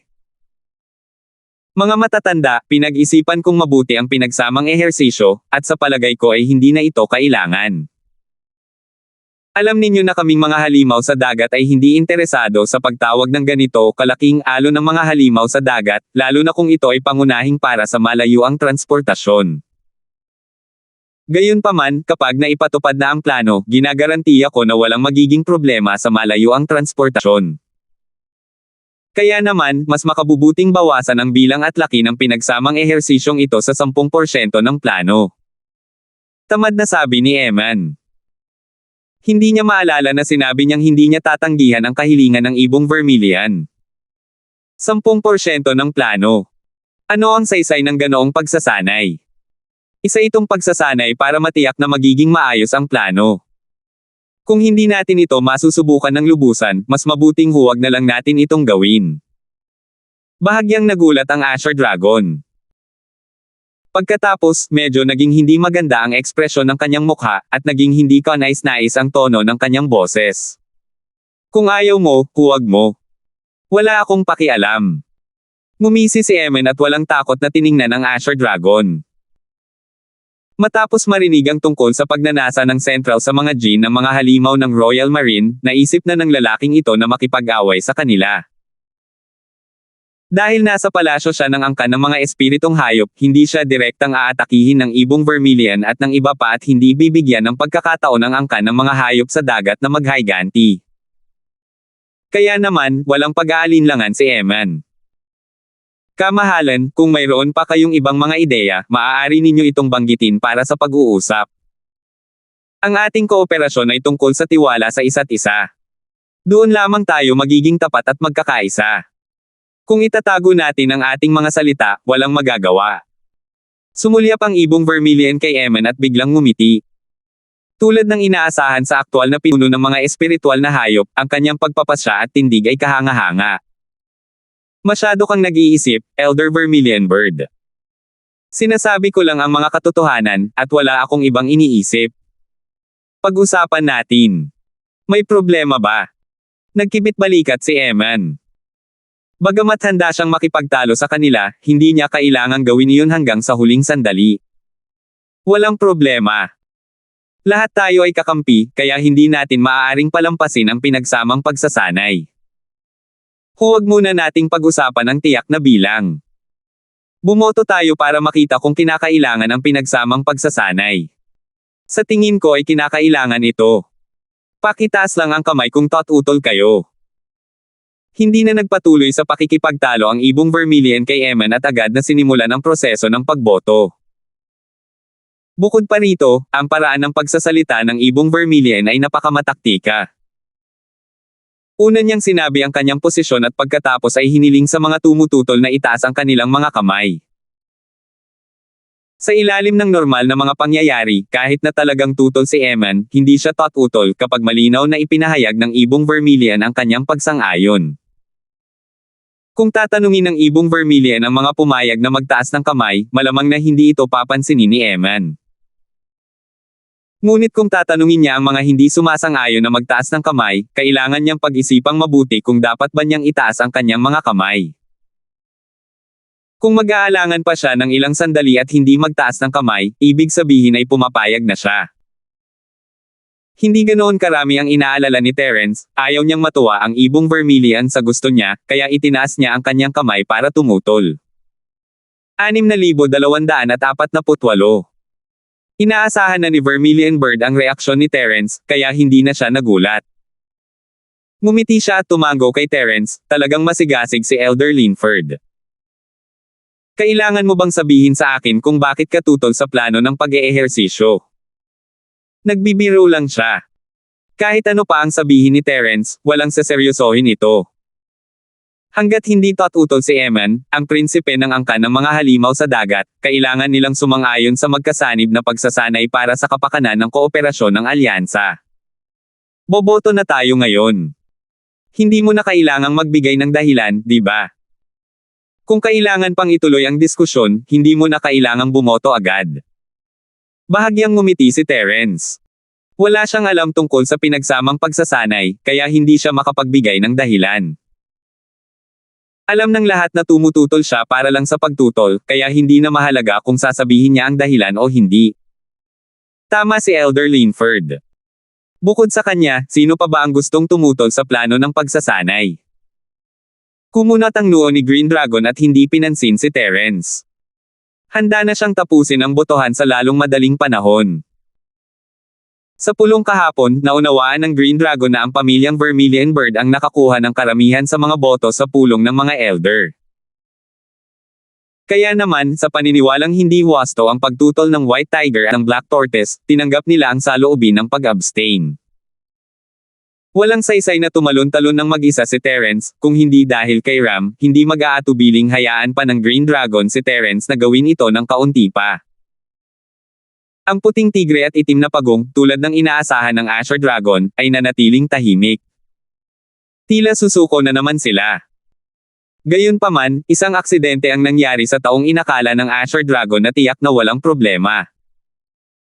Gusto ni Terence na gamitin si Dimitri sa mas kritikal na sandali, ngunit ang bagay na ito ay may kinalaman sa angkan ng mga halimaw sa dagat. Kung magtatagumpay siya, maaaring masira nito ang alyansa sa pagitan ng tatlong puwersa.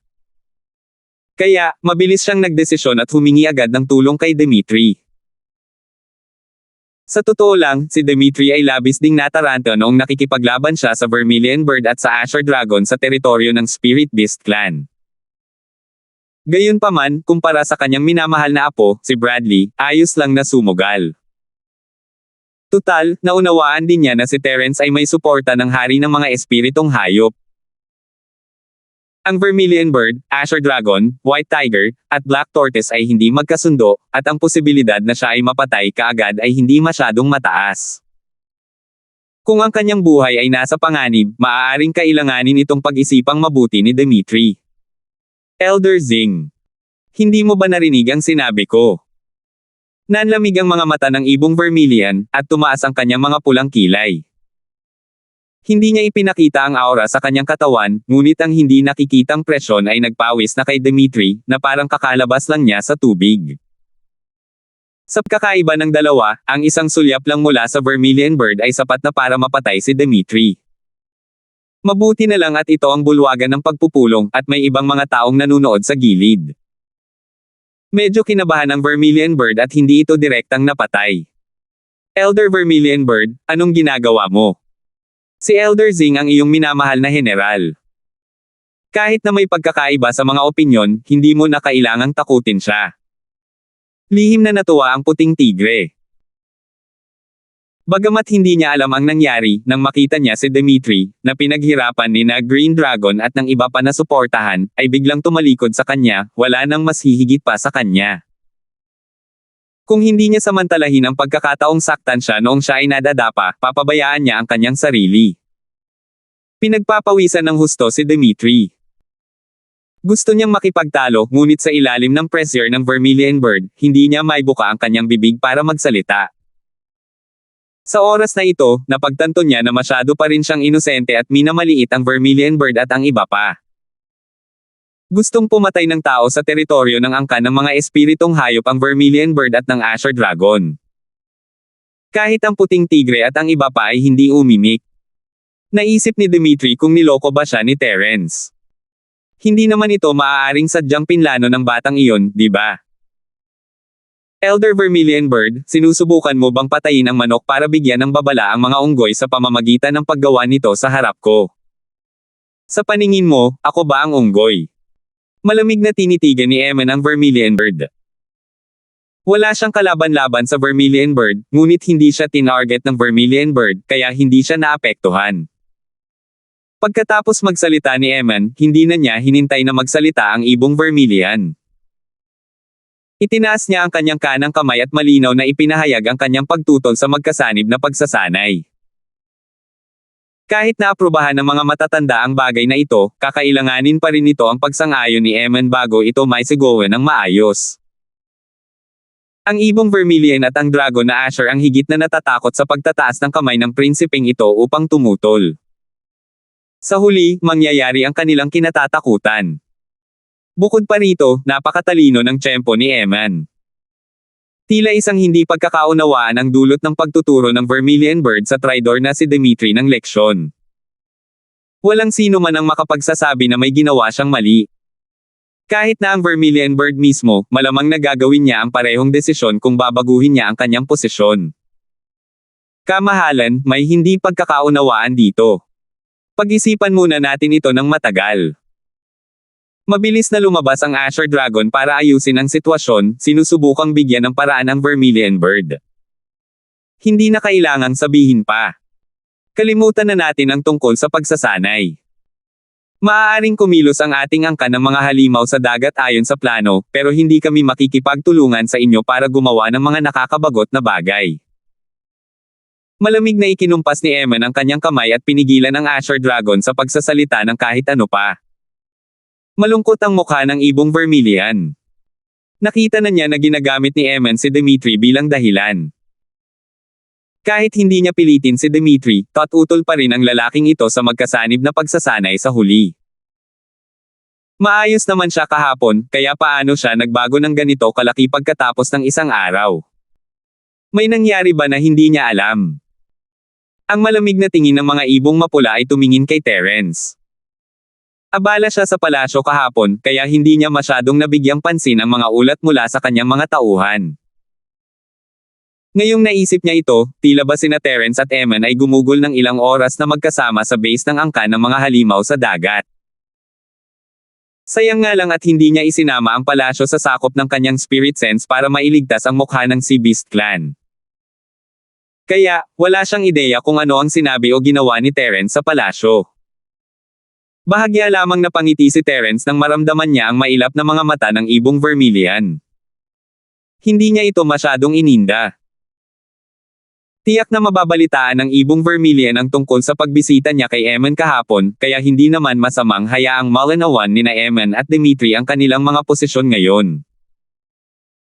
Mas mabuti na iyon kaysa hayaang magbantay ang ibong Vermilion at ang iba pa, na mag-iwan sa dalawang especially iyang ito na walang pagkakataong ipakita ang kanilang lakas.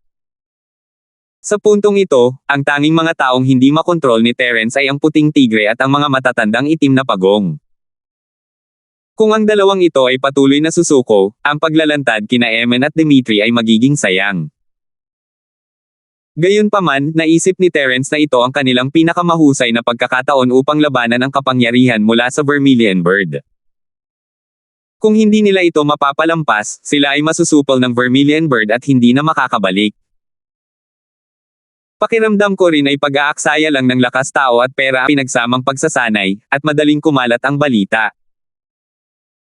Hindi maganda kung maaapektuhan nito ang pagpapatupad ng plano sa huli, kaya sinusuportahan ko ang mga opinyon ni na Eman, Elder Linford, at Elder Zing sa pagkakataong ito. Ang puting tigre ay karapat-dapat na maging isang figure na maaaring makipagkompetensya sa ibong Vermilion. Nang tumayo si Dimitri, nanunood lang siya ng palabas. Matapos malinaw na ipahayag ni Eman ang kanyang opinyon, agad niyang naunawaan na dumating na ang kanyang pagkakataon. 6,249. Kung titingnan ng ibong Vermilion, kahit na tumalikod sina Eman at Dimitri, malabong makuha nila ang tiwala niya. Kung hindi samantalahin ng puting tigre ang pagkakataong makuha ang loob niya, ano pa ang hinihintay nila? Bilang katuwang ng puting tigre, natural na naunawaan ng itim na pagong ang mga intensyon ng puting tigre. Kaya naman, agad niyang itinaas ang kanyang kanang kamay. Dahil gusto niyang ipahayag ang kanyang mabuting kalooban, kailangan niya itong gawin ng lubusan. Bukod dito, labis siyang natuwa sa pag-iisip pa lamang na maduraj ang ibong Vermilion at ang Berdeng Dragon sa pagpupulong ng mga matatanda. Sa kasalukuyan, mayroong 5 boto laban dito, mahigit kalahati nito. Sa makatuwid, ang pinagsamang pagsasanay ay tinanggihan. Lumipat na tayo sa susunod na paksa. Nagpakita ang puting tigre ng isang malapad na ngiti at tumango kay Eman at sa iba pa habang buong pagmamalaking inanunsyo ang mga resulta para sa Green Dragon. Ibinaba ng ibong Vermilion ang mga mata nito at biglang humajejek. Sa isang iglap tuluyang nawala ang pressure mula kanina na parang walang nangyari. Biglang bumagsak si Dimitri sa upuan. Ang kanyang mukha ay kasinputla ng papel at siya ay naghahabol ng hininga na parang isdang nakaahon sa tubig. Tama ang White Tiger. May posibilidad ngang kumalat na ang bagay na ito. Posibleng natanggap na ng kabilang panig ang balita. Sa halip na hayaan silang magbantay, mas mabuting maglunsad na lang ng biglaang pag-atake ng direkta. Kalmado ang tono ng ibong Vermilion at tila hindi man lang nagagalit. Ilang beses niyang kinatok ang mesa at nagpatuloy, ano ang susunod na paksa? Para muling ipamahagi ang hukbo at magtalaga ng commander. Bumalik na rin sa normal ang Azure Dragon. Mukhang kalmado at kalmado siya, pero mahirap sabihin kung ganoon talaga ang iniisip niya. Sino ang mga kandidato? Sumulyap si Vermilion Bird kay Terence, nagtataka pa rin kung paano nakumbinsi ng lalaking ito ang mapagmataas na prinsipe ng mga halimaw sa dagat. Inirekomenda na ng commander ng Expeditionary Army si Tiago dati. Siya ang pinakamalakas na cultivator sa yugto ng pagdurog ng dagat bukod sa 4 na dakilang elder. Hindi pangkaraniwan ang kanyang kakayahang mag-utos. Kaya rin niyang supulan ang mga general ng ibang mga hukbo. Napili na ng Azure Dragon ang kandidato para sa Commander-in-Chief, at ang sinabi niya ay tunay ngang katotohanan. Ang pinakamalakas na tagapagsaka sa yugto ng paghahati ng dagat maliban sa 4 na dakilang elder. Hindi ba medyo sobra na ito? Sa pagkakaalam ko, mayroong hindi bababa sa 3 tao na kapantay niya. Kung talagang lalaban sila, mahirap sabihin kung sino ang mananalo. Bukod pa rito, sa usapin ng kakayahang manguna, hindi si Chugoha ang pinakamalakas. Mayroong hindi bababa sa 3 o 4 na tao na mas mataas sa kanya. Elder Azure Dragon, medyo irresponsible ka sa pagsasabi nito. Mahinahong samandal ang puting tigre sa upuan nito, halatang sinasalungat ang berdeng dragon. Hindi naman talaga masama ang komprehensibong kakayahan ng Tiago na iyon, pero isa siyang direktang inapo ng Vermilion Bird. Sa ilalim ng Azure Dragon ay si Tiago. Kung hindi lang dahil sa wala siyang lahing banal na halimaw ng Azure Dragon, maaaring nagawa niyang makipagkompetensya para sa posisyon ng isa sa 4 na dakilang elder. Halos kalahati ng lakas ng angkan ng mga espiritong halimaw ang titipunin ng buong Expeditionary Force. Para pamunuan ang napakalaking hukbo, kahit ang mga feudal na basalyo ay hindi maglalakas loob na sabihing ito ay isang opens iba. Paano magiging panatag ang puting tigre na hayaan ang mga tauhan ng ibong Vermilion na hawakan ang kapangyarihang militar? Tutol din ako na hayaang maging commander ang Tiago na yan. Bahagyang ngumiti si Terence, wala nang pakialam sa iba pa. Galit na galit si Green Dragon, siya ang nagdala kina Terence at Dimitri sa kabisera, ngunit ang dalawa ay palaging kontra sa kanya. Kung magpapatuloy ito, magsisimulang maghinala si Red Sparrow na palihim na may ginagawa si Green Dragon para tumulong sa iba. Tumututol din ako. Walang gaanong kumpiyansa na itinaas ni Dimitri ang kanyang kamay. Natatakot siyang muling maranasan ang napakasamang sakit. Sa kasamaang palad, wala na siyang ibang pagpipilian. Dahil nasaktan na niya sina Vermilion Bird at Azure Dragon, kailangan niyang maging mas maingat. Kung babalikan niya ang kanyang pangako ngayon, hindi lamang niya mapapatawad ang mga ito, gagawin din niyang kaaway ang White Tiger at ang itim na pagong, pati na rin ang kupol na si Terence. Kahit ang isang hanggal ay alam na ang mga taong may dalawang mukha ang pinakamatinding mamamatay, kaya kinailangan ni Dimitri na sundan si Terence hanggang sa huli. Hindi man lang sumulyap ang ibong Vermilion at ang dragon na asol kay Dimitri, na para bang binaliwala nila ang maliit na figurang ito. Ang ugali na ito ang nagpang-inag sa puso ni Dimitri, na para bang isa na siyang patay na tao sa kanilang paningin. Elder Linford, nasa proseso pa rin tayo ng pagpili ng commander. Hindi pa oras ng botohan, kaya hindi mo kailangang maging aktibo sa pagtutol. Walang binanggit si Qinglong tungkol sa White Tiger o kay Dimitri. Nakatitig lang siya kay Terence, halata ang kanyang pagkadismaya. Elder Azure Dragon, mali ka. Dahil iminungkahi mo ang kandidato, syempre, kailangan itong pagdesisyonan sa pamamagitan ng boto. Ano ang masama kung bumoto muna si Elder Linford laban dito? Sa tingin ko normal lang iyon. Dahan daw ang nagsalita si Black Tortoise para suportahan si Terence, kaya niyang salakayin ang kalaban at makuha ang mga potensyal na kakampi, bakit hindi? Ang commander ng Expeditionary Army ay isang panloob na usapin ng angkan ng mga Spirit Beast. Ang Elders Council ng Inner Hall ang magpapasya. Hindi na kailangang lumahok ang mga Elder ng Outer Hall. Sa wakas ay hindi na nakatiis ang Vermilion Bird at direktang pinalayas ang Elder ng Outer Clan. Bagamat mayroon pa ring isang lalaking nakasuot ng itim na sombrerong kawayan sa gitna ng mga elder sa labas ng bulwagan na kanyang matatag na kakampi, tila laban na sa kanya ang tatlo pa ngayon. Ang pagpapanatili ng konseho ng mga elder sa labas ng bulwagan na ito ay lalo lamang magpapalala sa kanyang mga problema. Mas makabubuting putulin na ang buhol na Gordian at ayusin ito ng tuluyan. Elder Vermilion Bird, diyan ka nagkakamali. Hindi ba't ang pagtatatag ng konseho ng mga nakatatanda sa Outer Hall ay para lumahok sa pagpapasya sa malaking plano sa pagkakataong ito? Bagamat ang Expeditionary Force ay ang Expeditionary Force ng ating Spirit Beast Clan, ang layunin ng pagtatatag nito ay para maisakatuparan ang planong ito. Ano ang problema sa pagpapahintulot sa konseho ng mga nakatatanda ng external clan na lumahok? Masaya ang White Tiger. Paano nito hinayaan na makalusot ang Vermilion Bird? Hindi araw-araw niyang binabaril ang sarili niyang paa, lalo na kapag ang Vermilion Bird at ang Azure Dragon ang gumagawa nito. Kailangan niyang humanap ng paraan para mapahaba ang kasiyahan. Ang pagtatatag ng hukbo ay isang panloob na usapin. Pagkatapos lamang maitatag ang hukbo, saka lamang ito maiuugnay sa mga elder ng Outer Hall. Kahit na nandito ang hari, ganoon din ang magiging desisyon niya. Lalo na't ang pagtatatag ng hukbo ay may kinalaman sa mga sekretong militar, natural lamang na mapagkakatiwalaan ang mga elder ng panlabas na angkan.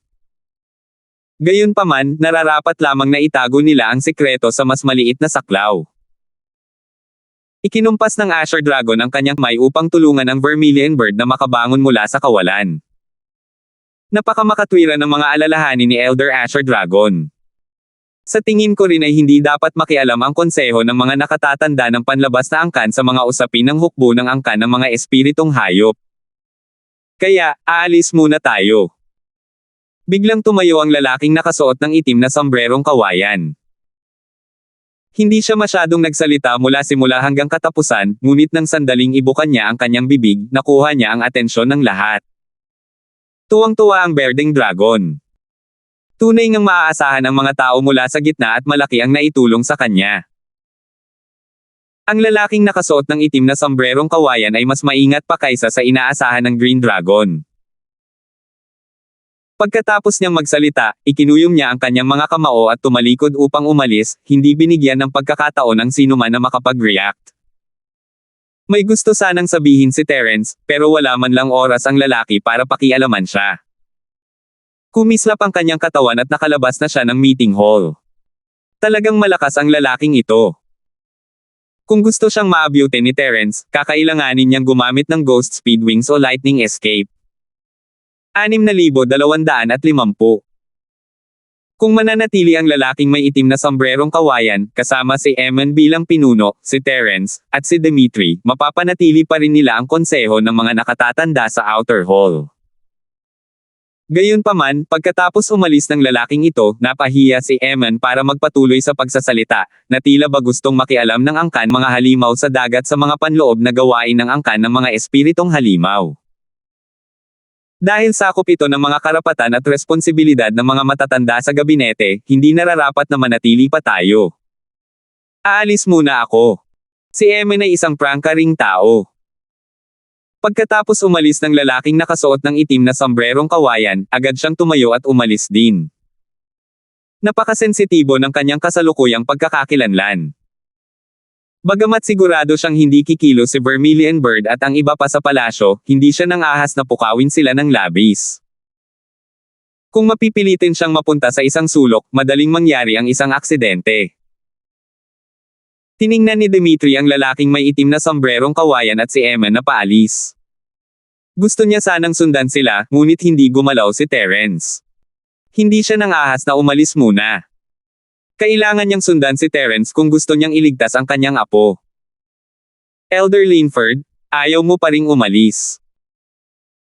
Bilang isang elder ng alchemy na personal na hinirang ng kanyang kamahalan, kung may oras ka, dapat kang magpino ng ilang tableta upang masakliyan ang biyaya ng kanyang kamahalan.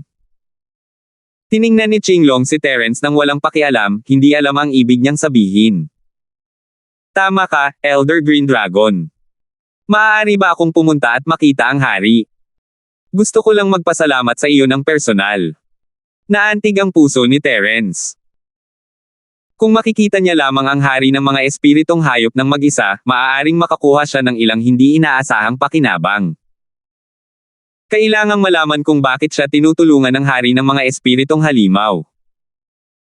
Dinala niya ito kina Vermilion Bird at Azure Dragon para mawala ang kanilang mga hinala, at kung walang pahintulot ng Vermilion Bird, hindi niya makikita ang hari ng mga spirit beast.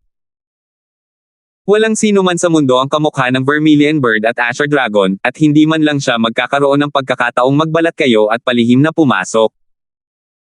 Papasok na ang hari sa pagsasaka ng walang pahintulot. Elder Linford, huwag mo munang istorbohin ang hari pansamantala. Dapat kang bumalik at magpino ng mga gamot. Ikinumpas ni Red Sparrow ang kanyang kamay, hudyat para umalis si Terence. Nakatatandang ibong Vermilion, sa palagay ko ay wala sa sarili ang hari ngayon, hindi ba? Ang pagsasara ng saradong pintong ito ay magtatagal ng matagal, kaya kailangan nating gumawa ng sapat na paghahanda. Kung pupunta si nakatatandang Linford ngayon, maaaring makita pa rin niya ang hari. Ang tumalon upang salubungin ang ibong Vermilion ay, syempre, ang puting tigre. Bago pa man makapagsalita si Vermilion Bird, naghagis na ng Jade Token ang White Tiger at lumapag ito sa kamay ni Terence. Elder Linford, ito ang token ng Elder Jade ng puting tigre. Kunin mo ito at hanapin ang hari. Kailangan mong maging mabilis. Kung hindi, kung talagang mag-iisa ang hari, hindi mo siya makikita ng ilang sandali. Magiliw nang umiti ang puting tigre kay Terence. Hindi mahalaga kung gusto niyang makipagkaibigan kay Terence o hindi, maganda pa rin ang pakiramdam ni Terence para sa kanya. Salamat, Elder ng White Tiger. Aalis na ako. Hindi na nakipagtalo si Terence. Itinabi niya ang Jade Card at tiningnan si Dimitri. Umalis ang dalawa pagkatapos ng isang simpleng pagsaludo gamit ang kamao. Pagkalabas ng bulwagan, sa wakas ay medyo kumalma na ang puso ni Dimitri. Sa harap ng mga superpower tulad ng Vermilion Bird at Azure Dragon, napakatindi ng pressure na hindi kayang isipin ng mga taong hindi pa nakaranas nito. Master Linford, hahanapin ba talaga natin ang hari ng mga spirit beast? Paano kung may masama siyang balak sa atin? Nag-aalalang sabi ni Dimitri. Sa katunayan, gusto niyang madaliin si Terence para mailabas sina Bradley at Dogen sa lalong madaling panahon. Sa kasamaang palad, hindi niya alam na wala palang kakayahang iligtas sila si Terence sa mga sandaling iyon. Hindi niya kayang sirain ang mga kadena kahit na matagpuan niya ang mga ito, lalo na't hindi niya kayang hanapin ang lahat ng lokasyon. Elder Zing, huwag kang mag-alala. Mabait ang hari ng mga spirit beast at tiyak na hindi niya tayo pahihirapan. Bahagya nang umiti si Terence. Mula sa unang pagkakataon na nakita niya ang hari ng mga spirit beast, pakiramdam niya ay wala itong masamang intensyon. Hindi lang iyon, nakaramdam din siya ng kakaibang pakiramdam ng pagiging malapit. Minsan ay naiisip ni Terence kung kilala niya ang hari ng mga espiritong hayop na ito. Gayunpaman, sa angkan ng mga espiritong hayop bukod sa malademonyong bagay, ang dakilang leon ng apoy at ang higanteng gagamba na pinakakilala niya ay parehong naruroon. Ang dragon ng 5 kasamaan ay hindi isa sa kanila. Sino pang ibang espiritong hayop ang maaaring maging hari ng mga espiritong hayop? Napangiti ng mapait si Dimitri. Kahit mabait ang hari ng mga espiritong hayop, kay Terence lang iyon. Hindi ito nagpakita ng anumang kabaitan sa kanya, lalo na noong huling pagkikita nila. Nasa panig siya ng ibong Vermilion. Sino ang mag-aakala kung ano ang iisipin ng hari ng mga espiritong hayop kapag nakita niya ito? Matapos ang panggigipit ng ibong Vermilion, ayaw talagang harapin ni Dimitri ang mga makapangyarihang spirit beast na iyon. Bagamat tila hindi makapangyarihan ang lakas ng hari ng mga spirit beast, may mga master sa paligid niya. Kung ayaw mong umalis, pwede kang bumalik muna. Hahanapin ko ng mag-isa ang hari ng mga espiritong hayop. Nakita ni Terence ang pag-aalangan sa puso ni Dimitri at hindi na niya ito pinilit. Mas mabuti pang makipagkita siya sa hari ng mga espiritong hayop ng mag-isa kaysa kay Dimitri. Sige. Agad na tumango si Dimitri, at ang kanyang ekspresyon ay naging mas relaxed din. Siya nga pala, Master Linford, maaari pa rin ba kayong magkaroon ng mga taong nakatira doon? Kung maaari mo ba akong patuloyin ng ilang araw? Matalinong sabi ni Dimitri dahil natatakot siyang baka habulin siya ng Vermilion Bird at Azure Dragon. Nasa palasyo sila ng mga spirit beast, at isa siyang tao na walang anumang pinagmulan. Kung hindi niya susundan si Terence, hindi niya malalaman kung paano siya namatay. Sige, may bakanteng kwarto sa pasilyo ko. Kung alam mo ang daan, pwede kang pumunta roon ng mag-isa. Hindi mahilig magsunog ng mga tulay si Terence, at may papel si Dimitri sa plano niya, kaya hindi naging problema na tanggapin siya ng ilang araw. Titango na sana si Dimitri at magpapasalamat kay Terence nang bigla niyang maalala na medyo mapanganib para sa kanya na pumunta sa bahay ni Terence ng mag-isa. Paano kung ang mga gwardya ng Spirit Beast ay nakatanggap ng utos mula sa kanilang mga nakatataas at atakihin siya habang nasa daan? Kung ikukumpara, ang pagsunod kay Terence ang pinakaligtas at pinakamahusay na pagpipilian. Master Linford, sa tingin ko ay susunod muna ako sa iyo sa ngayon. Babalik tayo ng magkasama para maiwasan ang anumang hindi pagkakaunawaan kay Master Ramley. Tumawa si Dimitri ng 2 beses at casual na naghanap ng dahilan para bumaba sa pwesto. Nagkibit-balikat si Terence. Magagawa ni Dimitri ang anumang gusto niya. Gusto lang niyang bisitahin ang hari ng mga spirit beast sa lalong madaling panahon. Palagi niyang nararamdaman na maraming hindi inaasahang pakinabang ang makukuha niya matapos niyang kausapin ang hari ng mga spirit beast ng mag-isa. Isa lamang itong pakiramdam, ngunit palaging may pakialam si Terence sa kanyang nararamdaman. Marahil ay malulutas ang sitwasyon ng katimugang isla pagkatapos makilala ang hari ng mga espiritong halimaw. Gustong-gusto ni Dimitri na makausap si Terence tungkol kay Bradley, pero hindi ito ang tamang panahon. Isa pa, medyo hindi pa rin siya mapakali, kaya tumahimik siya sa tabi ni Terence. Mabilis na naglakad ang dalawa, at dala ang The White Tiger Elder Jade card sa kanilang mga kamay, walang sinuman sa mga gwardya ng Spirit Beast ang nangahas na pigilan sila. Nang marinig nila na gustong makipagkita ni Terence sa hari ng mga Spirit Beast, pinangunahan pa ng isa sa mga gwardya ng Spirit Beast ang daan, kung sakaling magkamali sina Terence at Terence sa palasyo. Maya-maya, nakarating ang grupo sa labas ng palasyo ng hari ng mga espiritong hayop. Kahit ang nakatatandang jade card ng White Tiger ay hindi makapasok ng maayos. Kinailangan nilang dumaan sa isang mensahe para makita kung gusto silang makita ng hari ng mga espiritong hayop. Salamat po at sinamahan ninyo ako, ingat lagi mga master.